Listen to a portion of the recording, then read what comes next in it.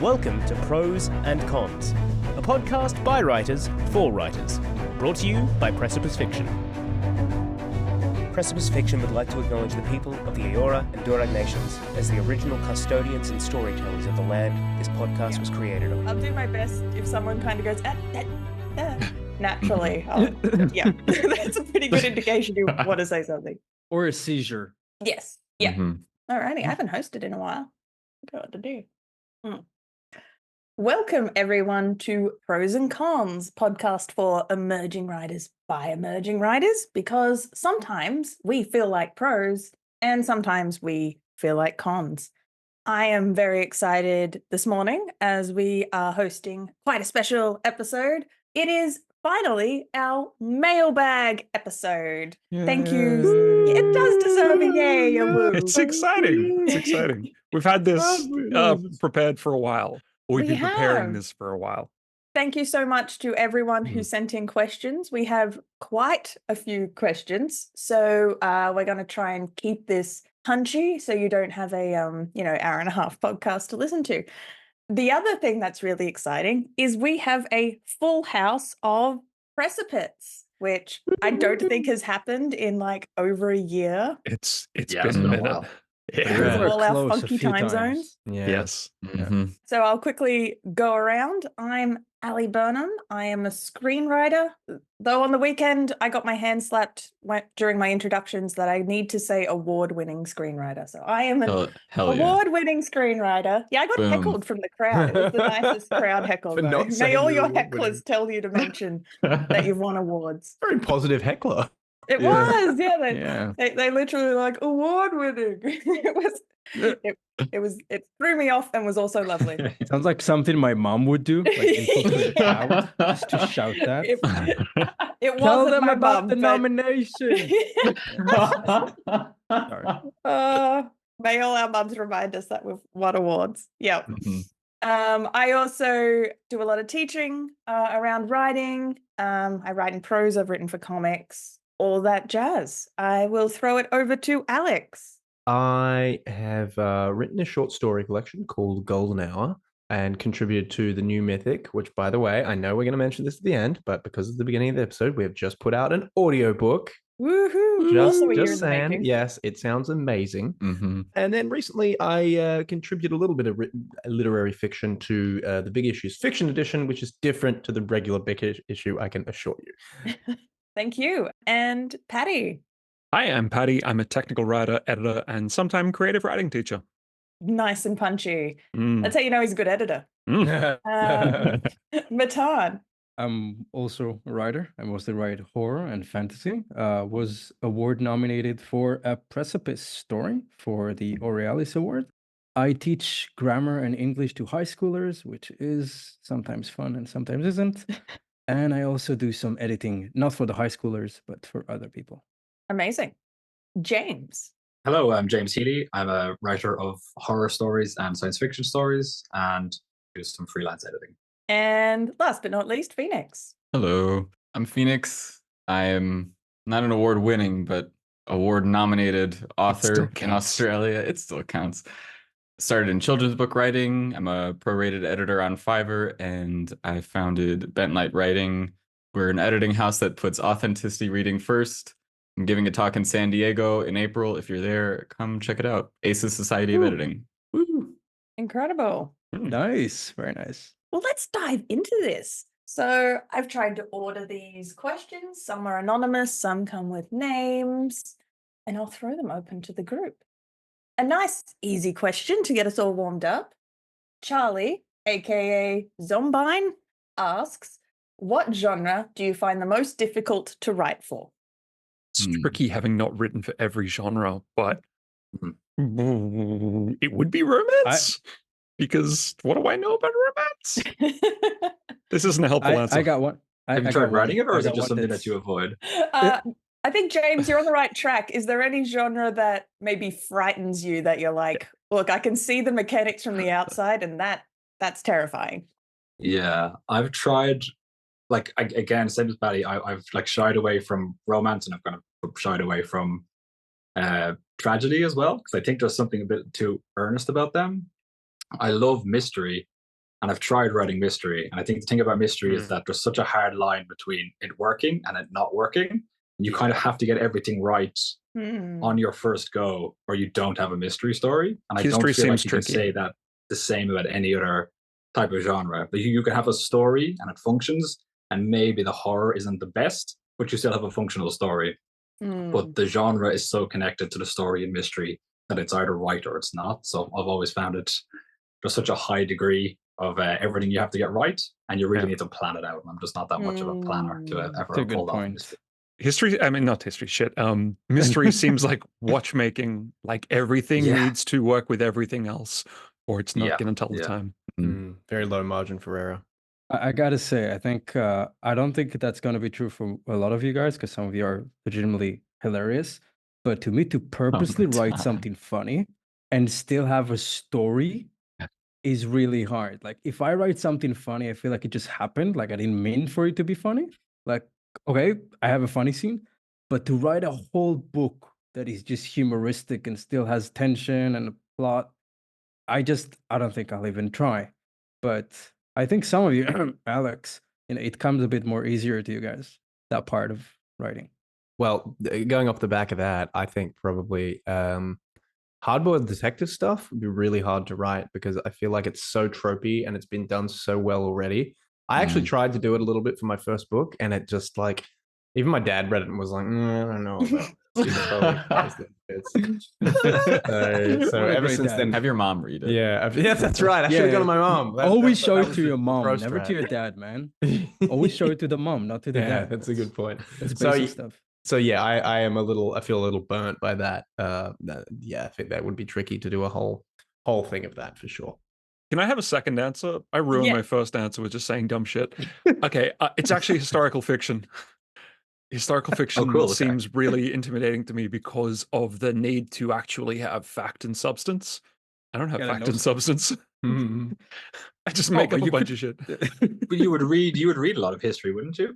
Yeah, but I think I would always just feel like a phony, because I mean, I enjoy it, but I don't know it. Well, we have a resident historical fiction writer sitting right in front of us. I know. And Ali's done what do you say to that? Research.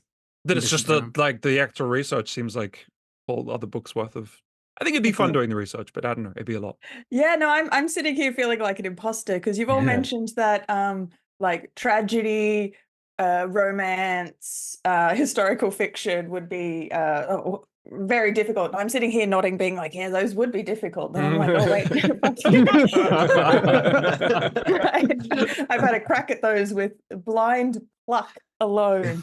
How did I survive historical fiction? I got obsessed with a very specific thing, to the point where the research didn't feel like work. It's like I accidentally read all this stuff because I was obsessed, and then I had all this knowledge, and then I fell into the normal just story making part of it, which we all know and we all love. And when I had a gap in my knowledge, then I could fill that, like get the cork in and fill the gaps. So that was almost the two-step process for that one. What genre do I find most difficult to write for? It's such a good question, because I think I do have a knee-jerk reaction for when something frightens me. I do want to attempt it. I haven't had a true go at crime, I don't think, because even though I call myself a very plot-heavy writer, crime is so plot first. It's got to be so tight and it's got to work. So I kind of see, someone said clockwork before, and I see how perfectly crime needs to work, that I'm like, ooh, maybe one day, but at the moment, I probably won't go there for a little bit. For me, crime doesn't attract me. It's not that I'm intimidated by it. It doesn't attract me because it's so, like, the plot feels so just like set that it's like, well, I'll get to that some other time. Like, it's like, well, it's waiting for me. But I'm saying that with a lot of naivety, because I have not attempted it. Who knows? I might try it and be like, oh, whoa, okay, never mind. High fantasy intimidates me, and historical fiction intimidates me. High fantasy because when I first started writing, I love to be really vague and like, it's like that's what I thought. I kind of equated ambiguity to kind of, and subtlety to cool and like well written. to the point where it became way too hard to follow. And that was kind of the first note that I kind of had to take on, was I was being too ambiguous. And high fantasy just feels like it's so direct. It's like, there are elves, there is magic. Like they're not trying to, they're really just like, here it is. It's not like the Dark Knight where it's like, oh, it's a superhero, but it's technology. It's like, here it is, it's magic, it's elves, it's all this stuff. So it felt too on the head, and I kind of shy away from it for that reason. But then when I read it, I'm like, that author just went for it, and that was a good story. But because of that, I was kind of intimidated. Good answer. All right, I'm going to keep this moving. This question's from Imber. Do you have any tips for taking dialogue to the next level? Oh, I taught a class on this. Oh. So what's your expert answer, Paddy? Listen to people in the real world without being like a creep about it, and don't record strangers' conversations. Get into the habit of listening to people when you're out and about, in the doctor's office, on public transport, at a cafe, and just listen to how they talk. I think a huge amount can be learned from that. And I got that advice from, I forget, but it was a few professional writers who have channels and stuff like that. And that is what they say. Learn from reality and try and internalize that. Real people speak real. Yeah, that's good. Two principles that I have is that I often try to write characters who are either wrong or are being deceptive when they're speaking. So that they're either not saying directly what they want, either because they have an agenda, or because they're not fully aware of what they have going on themselves. So your protagonist is often somebody who has a want that they think is what they need, and it's not necessarily because they still have something to figure out, but they're often surrounded by people who have their own wants and their own needs, and they're trying to work off their own agendas. That's good. It's good. I think it can sometimes hinder a story if it's not coming across that that's what's happening. You might have two characters that are not speaking earnestly. I recently wrote a story which starts off with two characters sitting in bed together, and I know that both of them are just telling the other one what they think men want to hear and what women want to hear. But because it's probably not coming across, it probably seemed like a very earnest scene, which it's not really intended to be. No, I think you nailed that scene. Okay, thank you. Thank you. Yeah. Wait, I haven't read it yet, so no spoilers. That's good.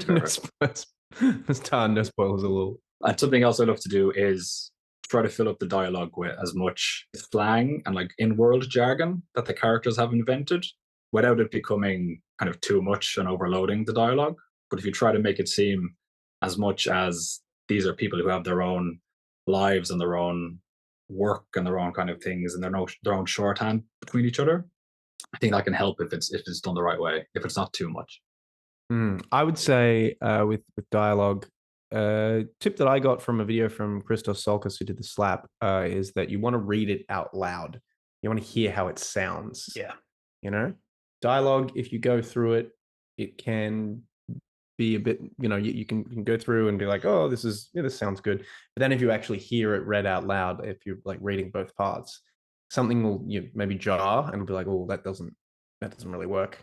So that's probably worth doing. Just like writing the bit you need to do and then reading it back out and seeing if it clangs. I like that. I don't want to add anything. I just want to reinforce what Patty said about listening to real conversations, because so often dialogue is hijacked by the plot. Like we really want the conversation to serve the plot, to say what the plot needs the character to say, and we kind of stop it stops it from sounding like two people really talking. A really good example is in Pulp Fiction, which is not a book, it is a movie. But now that example actually comes under scrutiny sometimes, but it starts with two dudes just talking about burgers in a car. Now that's the extreme, okay? You don't have to have two people in a tavern talking about how to make mead, but these kind of conversations can be a nice touch in a story. I think it starts with the cafe scene with the guy and the girl, but the same thing. Oh, sorry. But that's all Quentin Tarantino's dialogue. It's just people having meandering conversations and then sudden bloody violence immediately afterward. Yeah. To me, a party starts when Sam Jackson walks in. So yeah, that's fair. I'd like to create a counterpoint to that. The dialogue in Tenet, and I know some people are fans of this, but the dialogue in Tenet serves only to the plot, and I hate it. I hate it so much. Oh, so it's not a counterpoint. It's an extra point. It's the reverse of it's just a normal point. Wait, Alex, you hate Tenet? No. Yeah, it's the reverse of what Natan, you said. It's don't necessarily have it to serve the plot the whole time. This only serves the plot, and it's to its detriment. That's what I'm saying. It's interesting because the reason Tarantino stands out and Shane Black stands out as unusual screenwriters who have that dialogue that breathes and sounds like just people shooting the shit is because the traditional rule of thumb in screenplay is the minutes are so tight that you can't waste budget on two people just fucking about. Usually every line of dialogue is honed to the point and either needs to be moving the plot forward or demonstrating character or ideally doing both. So I think my natural dialogue style is not real. It's not how real people talk. What I write is, I always think of it as quite stylized because it is being honed to a purpose. And if you can hone it to that purpose and then in your final pass, make it sound as natural as possible, like something someone would say, it's almost like I need to do my first pass of all the text where everyone is speaking the subtext, just so I can see the beats move down the page. And then my second pass is, okay, now they try and cover it up. Gotta now hide the subtext, which is kind of what you're saying, James, that's exactly how I write that. I imagine none of my characters ever like to say what they want or what they feel.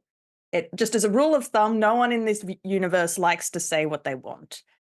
Therefore, if someone wants to get information out of someone else, it has to, if it's a two-hander scene, two characters, the other one has to work to pry that information out of them. Even if it's simple as, how are you doing today? You're a bit down in the dumps. The other character's going to be like, no, I'm fine. It immediately becomes a conflict in the moment that the other one has to work to get the actual truth out of them. So just by having that rule of thumb, I try to, therefore every conversation becomes a moment of conflict. It becomes a moment of action just to make it mean something. Because as much as I enjoy those shoot the shit moments when the entire movie's like that, I'm just like, that's when I get a little bit irritated. I don't know, just because I've always leaned towards the slightly hyper-real stylized dialogue as that's good dialogue. For me, I know that when I'm reading back through my dialogue, and it's like it's a particular feeling when I know I'm in, like, I feel like I'm really in the character that I'm writing for in the moment versus I'm just trying, like, I just want to get the words on the page so I have the scene out and I'll come back to it later. It's like a very distinct feeling. And I know there are times when I read back through my dialogue and I'm like, it doesn't feel like, I don't feel like I was plugged into this character. Rather, I feel like I was recycling words and lines and vibes that I kind of picked up from other characters that I thought were cool, or even vaguely like, you know, lines that might be sentiments that are kind of repeated and recycled over and over again. And it's like I can see myself defaulting a little bit. And when I see that, then I kind of, that's my own personal red flag of like, all right, shake it out. Like, let's see, like, really like feel into this character. Where's their heart at? What's going on here? Also contractions, use more contractions. That usually when people don't use contractions, it's like, I don't know, they feel like bricks in a piece of dialogue. You cannot stand them. I cannot stand them. They're not always the right way to go, but I just, easy way. Easy especially way. in fantasy. Sure. People are like, oh, I need this to sound different. I'm not going to use contractions. And you're like, if you have that instinct, don't. Just everyone in fantasy speaks like they're in Victorian England, surely. But not using contractions is not the way. I'm slightly squirming here because I feel personally attacked. But no, I do understand this. I do. I'm working on it. But yeah. All right. This next question is from Tom. People have so many different approaches and method for writing, and yet collaboration is universally considered beneficial. What does the podcast crew personally get out of collab, and do they ever struggle to collaborate? It's a good question. It's funny if one of us say we never struggle and someone says, oh, we struggle all the time. See, I can have a crack at this one. So in TV, especially in TV, it is by default a collab environment. Writers' rooms have a fairly... I actually really love the military structure that is kind of put over film in general, in that rules are very well clearly defined, because that's the only way you can govern, like, you know, bullshit that can happen in the creative process. So in a writer's room, there is a head writer.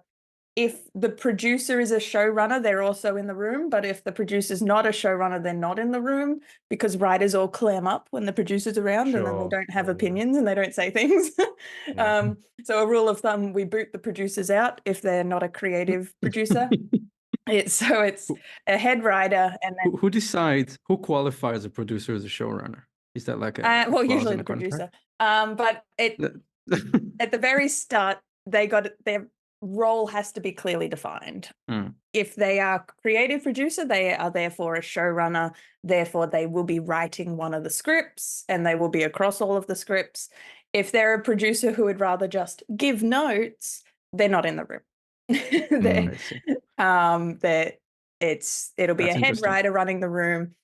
In Australia, it's typical to have about 3, maybe 4 if you're lucky. In America, you can have a room up to 10 people. Wow. Far out. What? That's why it needs to kind of be a little bit this military structure. So that's the only way you can herd cats. I think everyone in the US is either an actor or a screenwriter, so that's how you keep people employed. That's how you keep the economy Sometimes going. both. Yeah. So they've got collab down to a really fine art, I guess is what I'm saying. And I actually really love the writing room style. Days will be delineated between, today we're just talking big picture structure, and then other days will be, maybe we're just brainstorming the world and talking character. Other days will be like, we're talking episode 1, let's beat this episode out.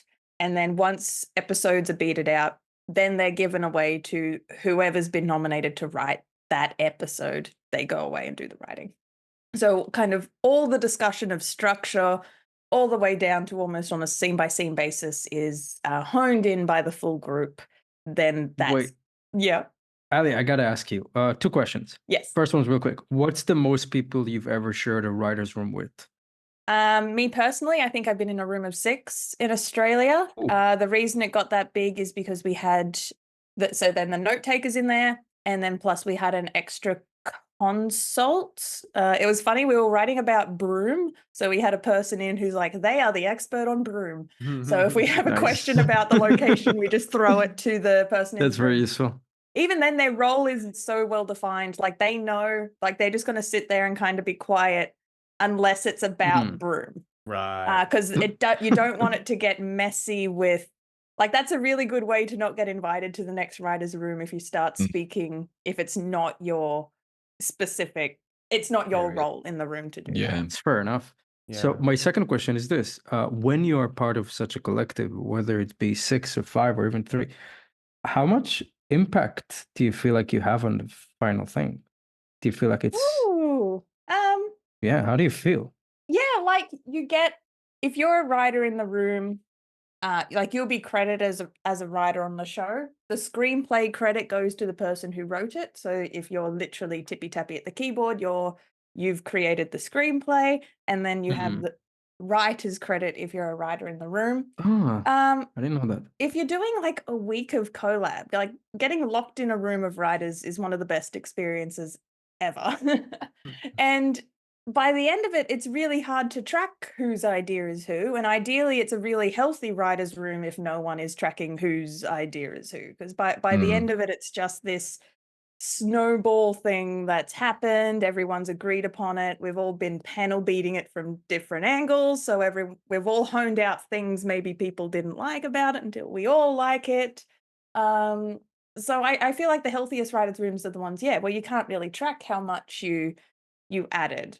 And the best supportive rooms I'm in are also the ones where, if you come back to a point made earlier, a good head writer goes, oh, like Ali said earlier, we can come back to this. Like, a good head writer lifts people up, reminds people who said what. So it's not... That's really cool. Yeah, you're not doing that thing where, like, oh, let's grab this idea and run with it. It's always kind of like, oh, you were talking about that earlier. That was good. And yeah, I've seen masters work that way. It's a really subtle social exercise, but it actually makes, like, the room feel really good and no one feel trod I feel on. like I want you to describe a bad head writer, but I think that's not something we want to go into. I'm just curious, but okay. Well, I did have an experience where a head writer they clearly had it in their head and they just wanted to get it done. We were running out of hours.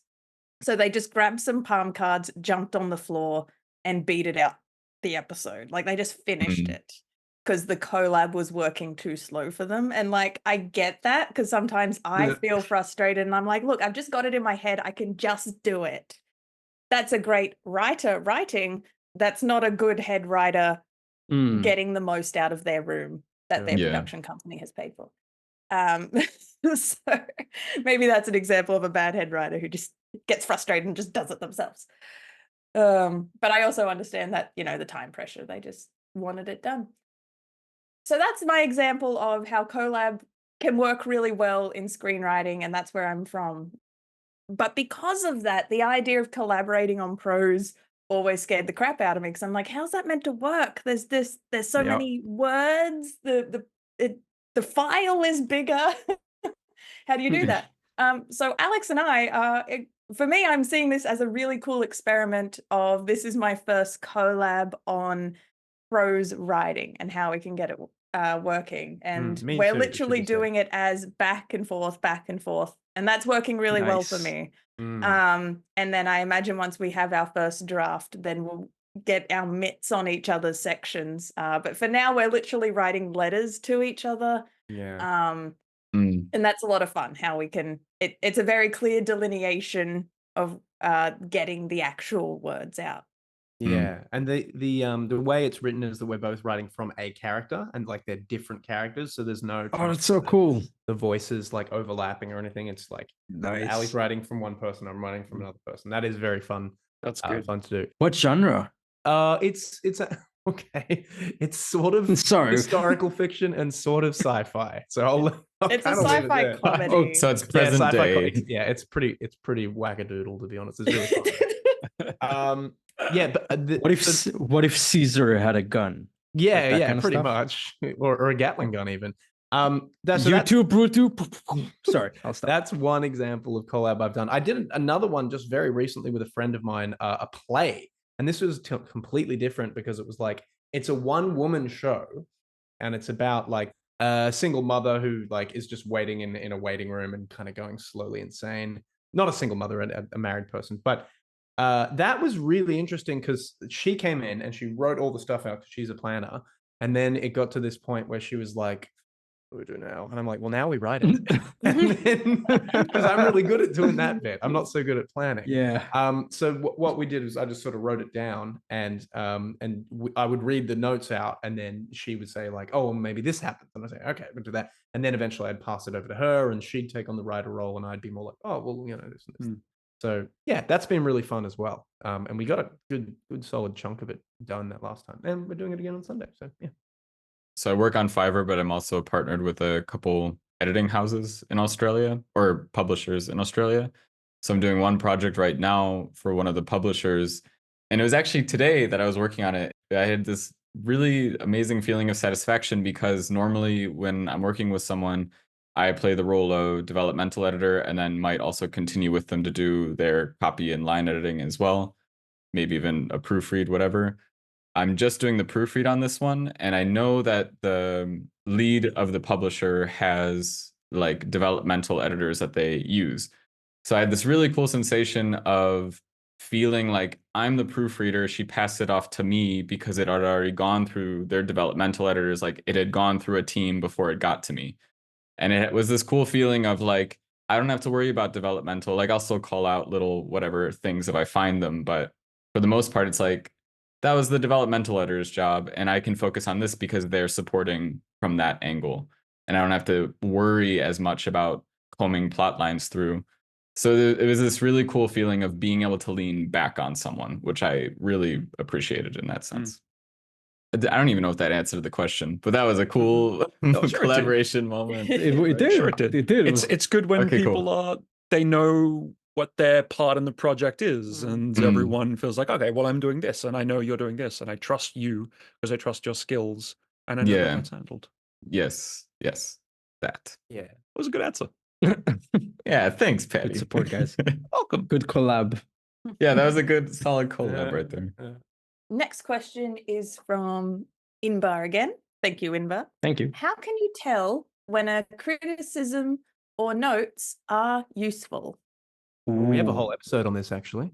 We do. Yeah. Ooh. It's a really good question. Unpacking. It is a great question. Ooh.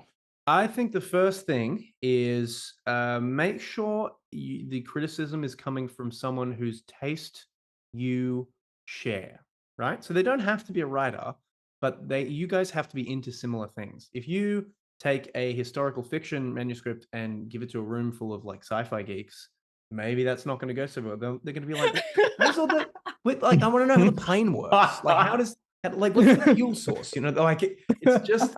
Maybe Sorry, not I'm going to be a dying. great match. You know what I mean? It's not that they're wrong. It's just a different perspective. So definitely, make sure you're going from someone who is coming from your kind of view of what that story is meant to be about. I agree with you, Alex. Although I think it's an interesting question because, like, how do you know if feedback is good or not? Well, eventually you get a sense for it, I think, over time. And again, we've said this many times. If you're not in a writing collective, try and join one. Try and join a bunch of people and get used to receiving feedback and giving feedback. And over time, I think you'll get a nose for what good feedback feels like.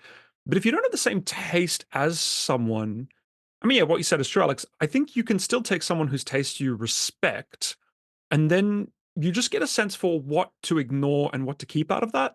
Like if you get someone who they're a really big sci-fi person, they're getting to the nuts and bolts, maybe you know to ignore that. Because, okay, like I respect your taste, but yeah, like that's not necessary here. But then if you respect their taste, they might have some character notes that are really good or dialogue notes. Because I think there are some things that cross across genres, across tastes. You know, there is something like universal to good writing, universal-ish. Yeah. Does that make sense? Yeah. That's fair. I don't have Absolutely, a very intellectual answer to this question. I only have an emotive answer, which may not translate well. But when I receive a lot of notes on a project, I'm thinking of my screenplays, for example. My process of going through them, because if I get a whole heap of notes, I will write them all out in my own words, because I only like to work from notes written in my own words. Because I still have quite an emotive response to if a producer, because producers are fun, they can be quite blunt, and you need them to be blunt. But if they say something and I have they're just being, devil's advocate, or they're being stupid. So I need to take my emotive response out of the process. So I need to write the notes in my own words. So when I'm actually working and tinkering, I'm not having an emotive response. But this process of translating it and writing it all out again, if something makes me a little bit frustrated, I have to identify that the frustration is, because I've been called on something that I know they're right and I'm going to have to change. So I identify that frustration, translate it across. But then there's another kind of, couple of seconds of blinding anger, seeing red. And then I'm like, wait, no, I'm actually angry because that's a really dumb note. So I have to ask myself, what's triggering the emotion? Is it a frustration that I've been called on something? Or no, that is actually really dumb. And so then I leave that one to the side and it doesn't survive the process into writing it out in my own notes. So this isn't probably helpful because this is just me. I almost use my emotions like a compass, trying to work out what's a good note. It's not an intellectual answer. It's pure emotion, but that's how I do it. And another example though is Patty, you gave an excellent note on the Cypress manuscript. It's a note you've given a couple of times that you've asked for more backstory in the start, the planning in Hobart Town. And I've always resisted it every time I've received that note because I'm like, but I need to keep the front pacey. I don't have enough time for that backstory. It's permission to have that long fantasy style exposition at the beginning. Yeah. Well, apparently it takes 5 people to make an argument. I finally had one other person give the exact same note. And I think resisting that instinct is a good. Yeah. And I'm like, I've been fighting this note for so long. Finally, enough people have said it. I'm going to bend to it. I'm going to add some more. So your instincts were correct, Patty. Mine were wrong. I'm going to do it. So again, it's giving your work widely. So even if you are rejecting a note for so long, maybe if 5 different people from 5 different genres and viewpoints are saying the same thing, at some point you have to be like, okay, maybe that's the way to go. Yeah, if you could get your hand on a writer's, or get your hand on, if you could get into a writer's group, like we've said before, that's excellent for that because it doesn't cost you anything and you can get in and get a range of feedback and you could see kind of what points are repeating. And that's usually a good indicator. If you are going with an editor and paying them, it can be expensive. So you don't want to like, not everyone, very few people can send it to like 4 editors and stuff because that would be very expensive. But like, if you are working with one editor, and they seem to have a pretty good finger on the pulse of your story, and like a lot of their notes feel like they land for you. They're like, okay, yeah, like I see you see what they're going for and all that stuff. Then if they give you a note that feels confusing to you and it doesn't quite land, but they've had a record of being pretty in step with you, then you can take that note that feels confusing and it's kind of a matter of like, well, they got it wrong. And then you have to decide, it's like, well, what does that tell you that they got it wrong? Chances are it's pretty confusing and you need to revisit it anyway because they've been in step this whole time and suddenly got thrown here. So maybe there's something worth addressing. If they haven't been in step with you the whole time and they're giving you notes all over the place, then they may have just missed the entire like theme of your story or missed something fundamental. It'd be worth checking with someone else to see if that happens again, or if that particular editor just kind of missed how your work works. Yeah, it's the note behind the note. Sorry, Matan, I'll throw it to you in a second, but just exactly on what Phoenix is saying is sometimes you'll get a note and you may not apply exactly what they're saying, but if you can identify, well, how did they reach that? You just, you reverse engineer it and you're like, oh, they've been thrown because of this. Yeah. And so it's just tracing their logic back. Yeah, I always think of it, it's the note behind the note. And if you can get a skill for working that out, that's quite invaluable. Ideally, the editor, if they're a good editor, I feel will also be able to identify that they are probably thrown in a spot. They'll give, like, I know when I'm there, I'll give my point of confusion, but also acknowledge it as like, I feel this wasn't what you intended. I don't know where you're going here. Maybe you're doing this, and I'll give them a few thoughts of where I think they might be going so that I could kind of give them a spread shot to kind of see, so they have kind of a diagnostic. Nice. There's something that's good that I find quite useful. I kind of want to open up to you because I'm not sure if you think it's the same thing. I really like getting the note, and it almost sounds counter. I like getting the feedback that someone didn't like something or they felt a certain way about it, but they can't explain why, or they can't really identify what it was about it. I always pay more attention to that note than to people who are kind of like, well, this happened and it's because of this and the other. I think there's something about that piece of feedback which is very valuable, because if you're sending your stuff out to writers are often giving you credit for like maybe what you're trying to do or what you're attempting to accomplish. But someone who like isn't a writer, they can't really articulate it, but they can definitely articulate how what you're writing made them feel. And as storytellers, I think it's really valuable to get an insight into how did this part of the story make someone respond to it, because you might be trying to do a whole bunch of things behind the scenes and you can turn around and be like, oh, well, look, they didn't get it or they didn't connect with what I'm trying to do. But on the surface, like, this is the effect it had on someone who wrote it or someone who read it. So it's often quite good to, I personally always try to like pay a little bit of extra attention to that feedback in particular. Like, but I don't know, do you guys think that's something to watch for, or something that you think? Okay. Yeah. No, definitely.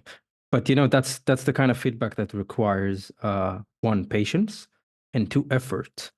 Because it's easy to say, okay, they didn't explain themselves, so I don't have anything to do with this. But actually, like you said, if we can just read their feelings, because at the end of the day, we're not just writing for fellow writers, we're writing for readers. And readers might haven't thought about plot and narrative. They just know how a scene made them feel. So I definitely agree with your point. Yeah, to double down on what Ali and James said, and Matan has followed up on, I think it's about identifying the symptom rather than necessarily the cure. Because a lot of the times, even good writers will say, well, this didn't feel right, maybe try this instead. And you can look at that and go, well, look, that's not actually lining up with this other thing that's going on. Yeah. But you have picked out an operative point where it's like, hey, something is amiss here. So I think that's, just in a sentence, really, because you guys have given pretty much the entire spectrum of good advice on this. Just I would say be wary of feedback that doesn't advise you on how to write, but advise you on what to write. That's the kind of feedback I'd be careful with. Maybe their advice is terrific, but that's their book. That's their story. Maybe it would be a bestseller. But I don't think most writers, you don't want to just someone tell you what to write, what scene to write. And a lot of people do that, by the way. Oh, what if you write it, but this happens instead? Well, thanks, but you know. Yeah. And if they're mean to you, ignore it. Yeah. There's no room for being mean. Yep. I thought you were going to say something way worse than ignore it, Phoenix. Oh, I mean, that was very someone else. Yeah, that was very mild.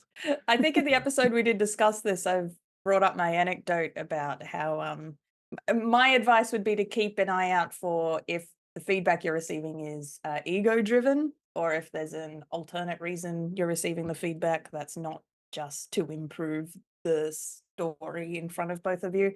I've only found this in Screen. I haven't had this experience in Book World. Book World usually always seems in service of the manuscript, unless someone giving feedback isn't quite aware why they're giving feedback. But yes, if it's ego-based and if they're tearing down your work, it might be rooted in something else and not your work. So always, humans are humans, so keep an eye out for that. All right, next question from Fiona. I recently read a book that went into loads of detail about the main character's past, like whole chapters. But when I finished the book, it turned out to be irrelevant. It didn't have anything to do with what was happening, the character's journey, or how the story ended. It just seemed pointless. My question is, as writers, how do you know how much backstory is too much? Oh, that's like Jon being the son of Rhaegar in Game of Thrones, right? It's completely irrelevant to the plot. Okay. Sorry, well, in the show, I imagine in the show. Yeah, sorry. The show didn't know what to do with shot. that information. Yeah, I had to put it out there. Sorry, go ahead. Serious answers. I'm experiencing this right now with my manuscript sovereignty, which is my white whale at the moment. I think for me, at least, the short answer is you can't. I mean, maybe eventually once you're really, really, like your writer's instincts are really honed and you know exactly what should go in, then you'll know. But to an extent, when you're starting, you won't. And I think that's okay, because that's what editing is for. If you overwrite on your first manuscript, those extra words aren't wasted, and you're not obliged to put them in the story. Maybe you're writing that stuff to formalize your own thoughts about that character. Maybe you're writing that stuff because like that's what you enjoy writing in that moment, which is a great reason to write something, because you enjoy it, and anything that makes you write more is positive. So if you write that stuff, I mean, it sounds like the caller. I wouldn't say the caller. It sounds like the person with this question. Like they know it's extraneous. So what's the problem? Write it and know it's extraneous, and then later on you'll find a home for it in the story, or you won't. But it's not wasted words if you're writing. That's such a wonderful overriders answer. I feel like all the overriders 100% agree. I'm enabling her. Is there an underwriter in the room? Well, there is. Apparently, I definitely lean towards the underwriter. Yeah, me too. Underwriter. Will the real underwriter please stand up? My attitude personally, and I love more backstory for the main character. Like I love if an interesting character. I want the full explanation of how they came to be the person that they are.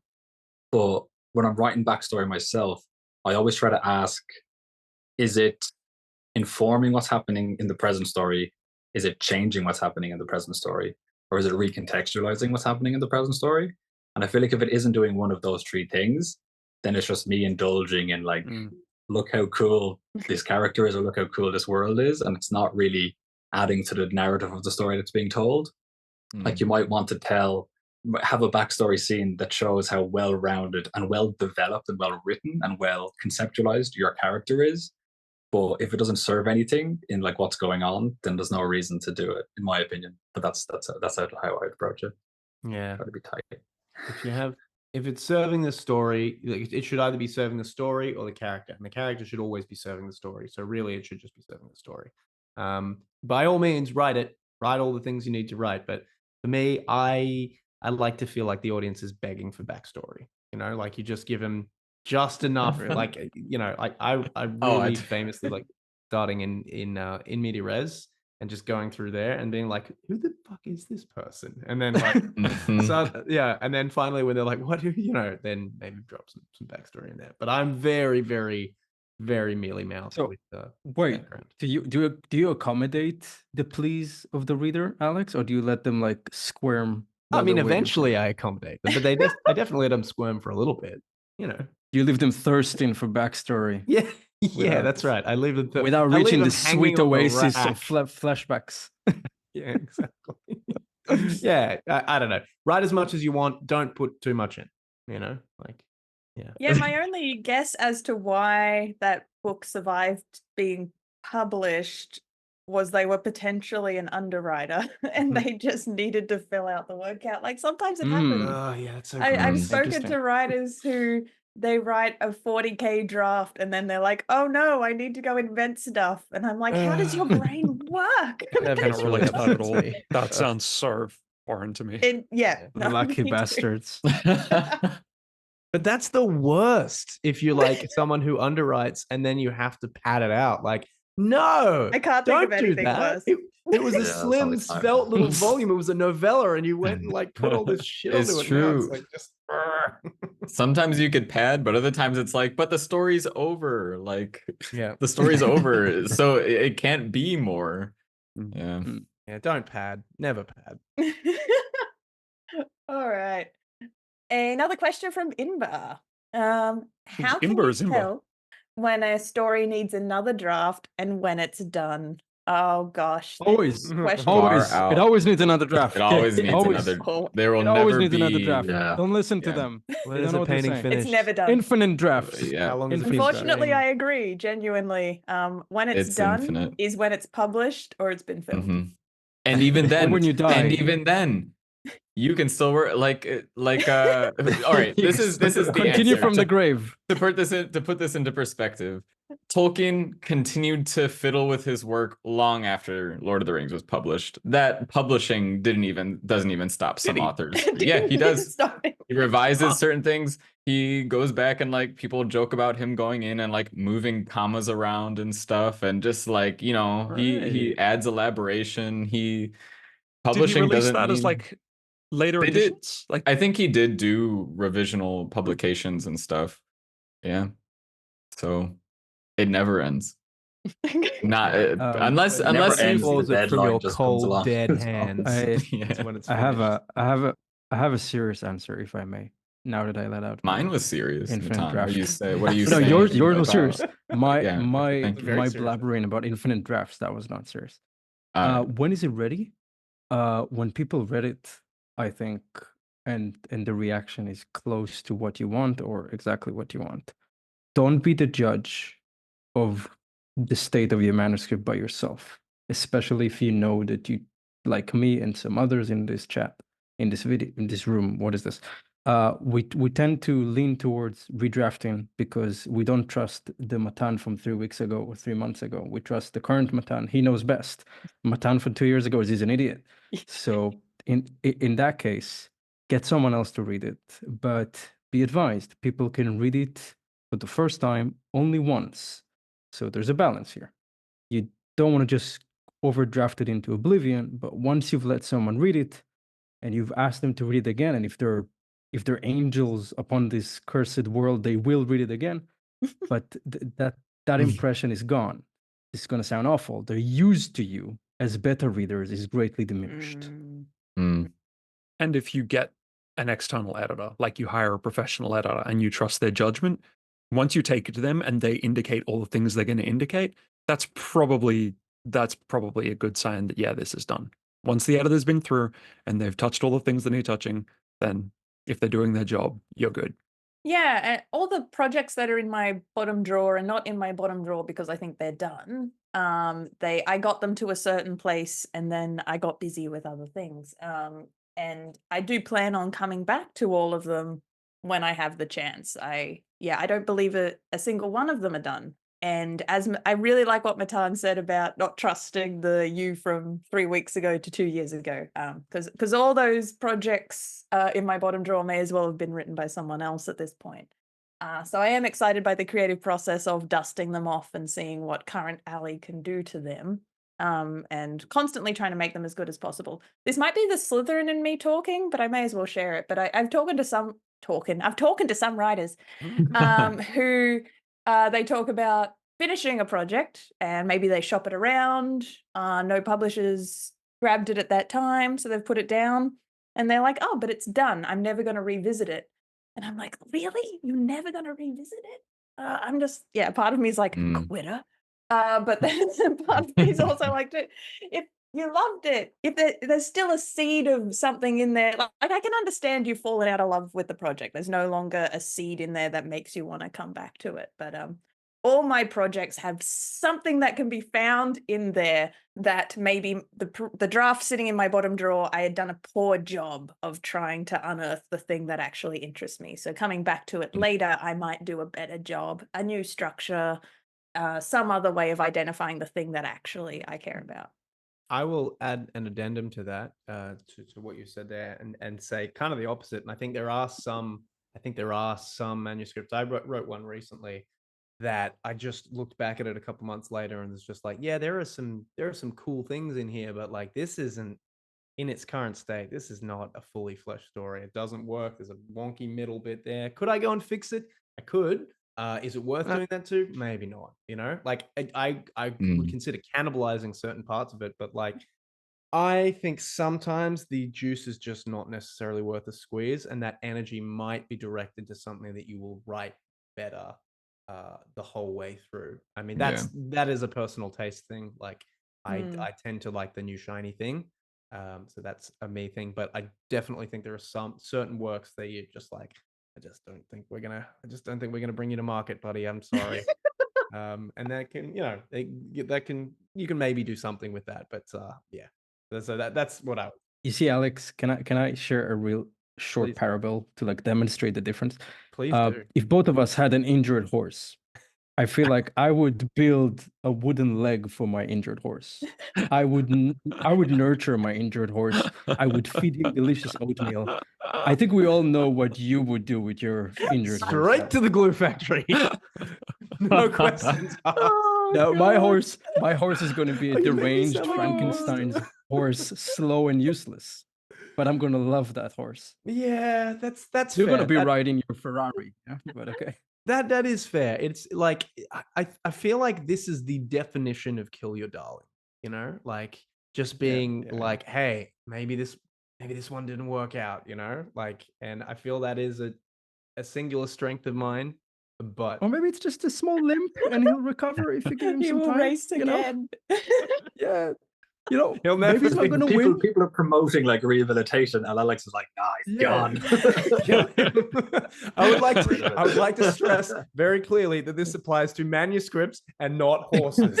I'd like to make that definition very, very clear. Nobody needs a metaphor. Nobody needs a horse with a scratch above their ear. You're useless to me. And look, honestly, most works I feel can be rehabilitated, but there are a few that you just like. And I'm willing to cut that at some. All right. The next question along similar lines is from Jose. What is the process from when you finish the story to when it's in good shape to publish it? So for me, I feel like this question's maybe talking more about the nuts and bolts of what you do, and getting it to that publishing stage. I'm sorry, to self-publish or send it to publishers, because that's a big difference. If you're self-publishing, get a proofreader, a professional proofreader, and probably a professional editor too. If you're sending it to publishers, well, what do you guys think? You don't need a proofreader, right? Not a proofreader. Wouldn't have thought so. If you can, great. Like the better shape it is before it goes to the publisher, the better. But it's probably not strictly necessary. If a publisher loves your work, they will forgive the errant comma and errant spelling mistake because they know that they can fix it. But what they will struggle with is if the structure, big plot things, like they might be able to see the golden goose behind an incorrect structure a little bit, but they will tell you to go away, solve it yourself. They won't solve that level of development in-house. I would say either way, you want to go with a developmental editor, even if you're self-publishing or whatever, because that's going to be the person that jumps into your story with you and really tries to help you land all your beats and make sure the story as a whole is like communicating what you want to communicate and is doing what you want it to do.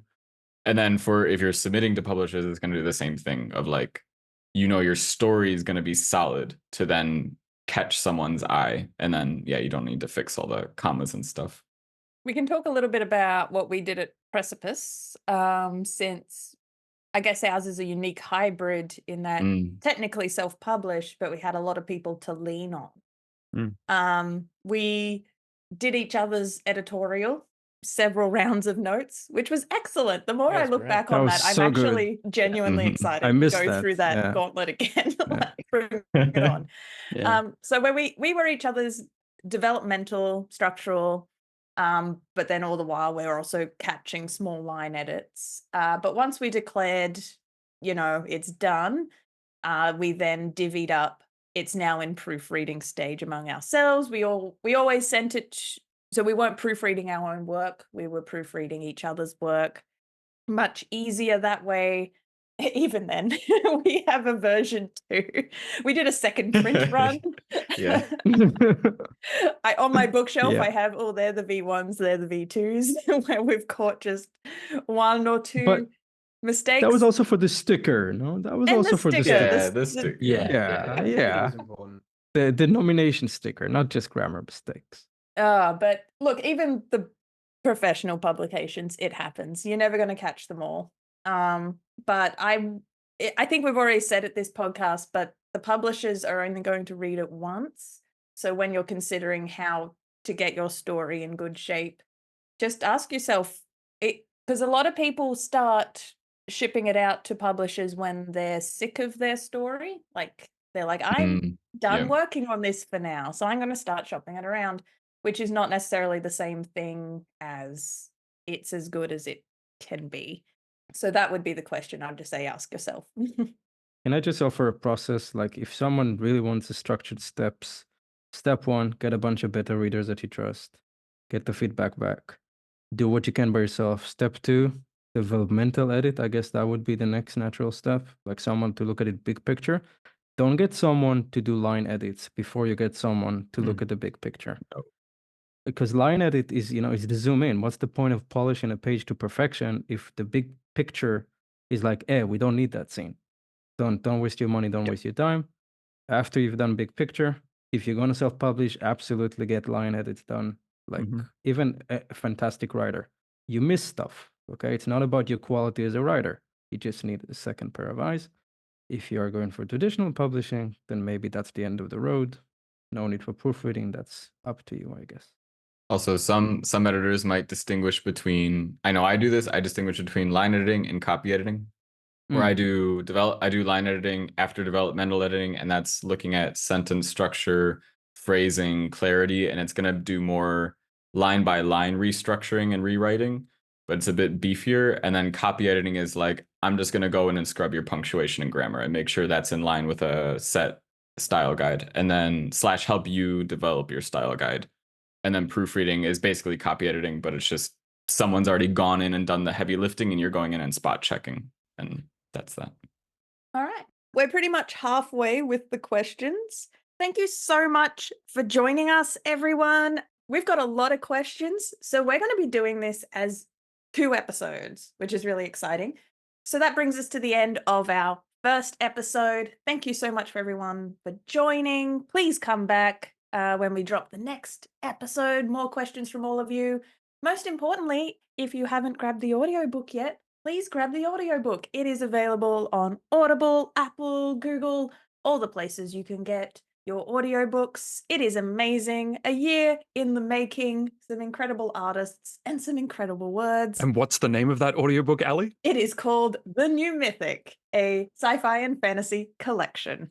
Just search that and you'll be able to find it. And if you like the podcast, rate and give us a review. Like and subscribe. We love reviews. Like and subscribe. And send in more questions. Let's make this a part 3. Yeah, send in more. Keep going. All right. And we're fading.